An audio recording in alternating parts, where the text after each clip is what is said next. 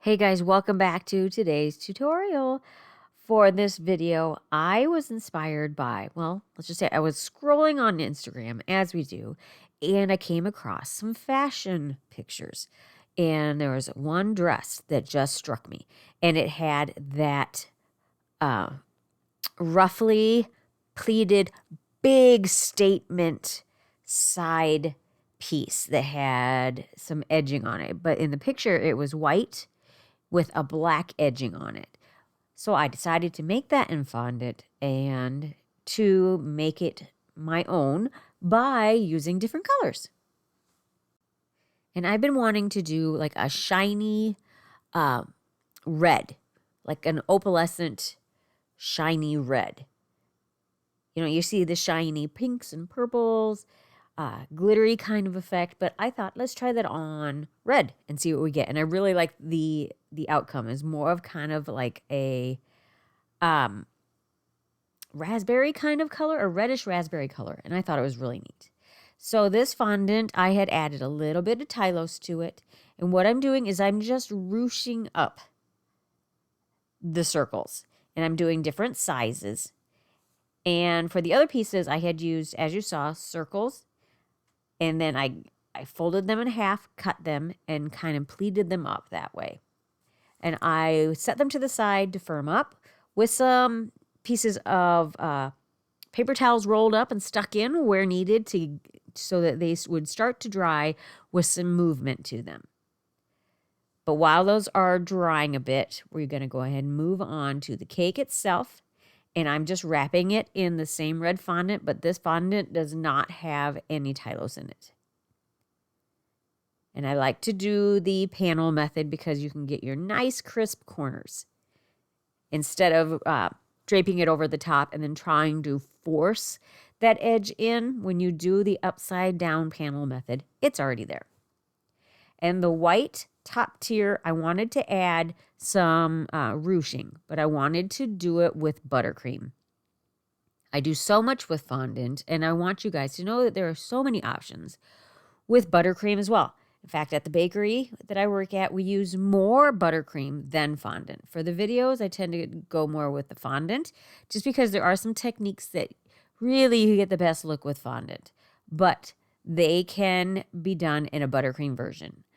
So with this buttercream ruching, I coated the cake in your final coat of buttercream and I let it set out at room temperature to crust over.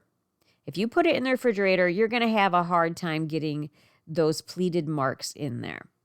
So room temperature to where it's crusted over. And I started off, as I was going, I liked what I was getting, but something was missing. So what I did was I set it aside and worked on the other tier and assembled everything. And then I came back to it and finished it off. But those are just skewers that I'm using just to press into the fondant to give that pleated kind of look. You could build it up with building up more buttercream and strategically placed buttercream buildup. But I wanted to keep it more simple so that this can be replicated.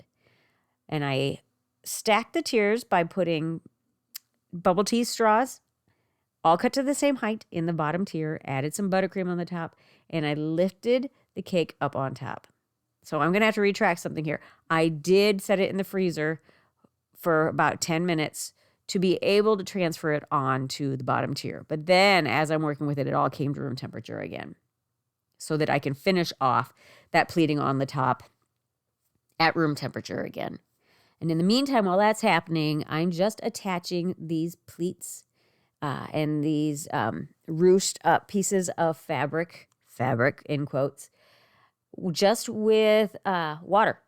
Water attaches fondant to fondant, I find the best. If you were to use piping gel, the weight of the pieces of fondant would weigh it down and you would have dragging down the side of the cake. So just go ahead and use water when you're attaching fondant to fondant.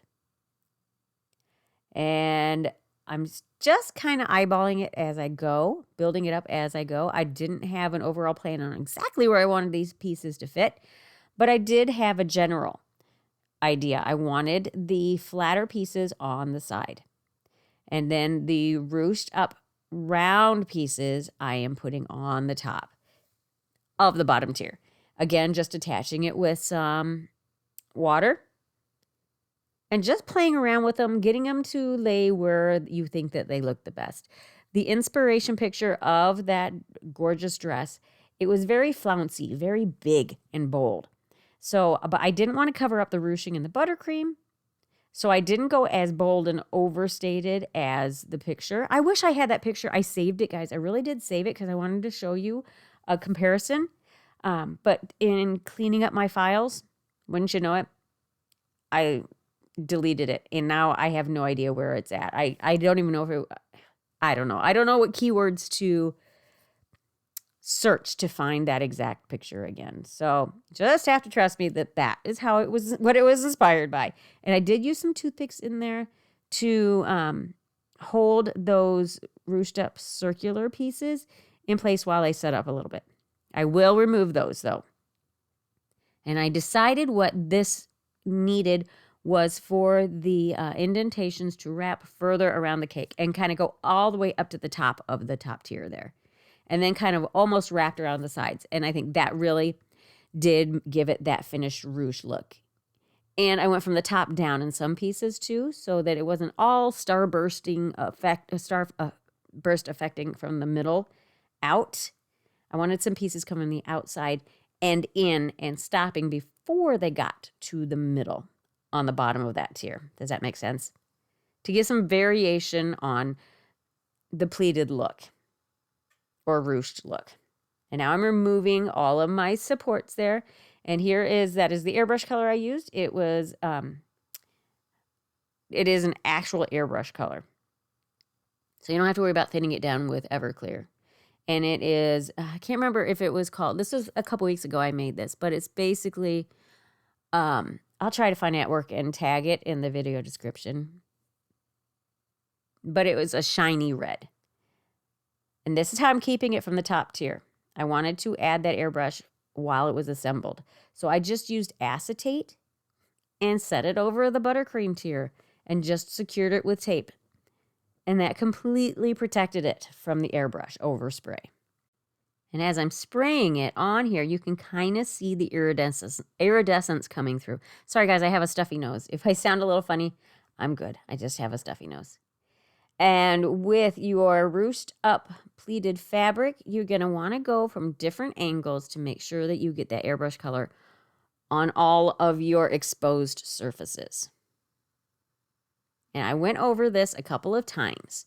I didn't necessarily set it aside and let it dry in between coats, but I found because it took a little while to get the money piece there from all angles. So by the time I got that coated, then I could go back to where I started and go back over it again. And I let it dry before I removed this piece. And the goal was to be able to just lift it straight up and not have any wet pieces from the bottom where it was touching that bottom tier, go streaking it up the top. So airbrush color dries very quickly. So I would say 10 minutes, 10, 15 minutes was all it took. And I wanted to blend in that seam, but I also did not want to do my buttercream caulking that I do because I didn't want to mess with the airbrush. So I just did a thin bead of, thin line of buttercream and then attached those pearl dragees. They're more of those candies. What are they called? Sixlets. So they're chocolate candies that are finished in that white finish. And here's our end product. I know it's kind of a little bit more of a simple understated cake, but there's a lot of detail within the cake. I hope you liked it. I hope you got something from it. I hope something you can use. And please take the time to like, subscribe, and share. Do all the things. Got to keep the numbers going. And I appreciate you guys. And we'll catch you on the next one.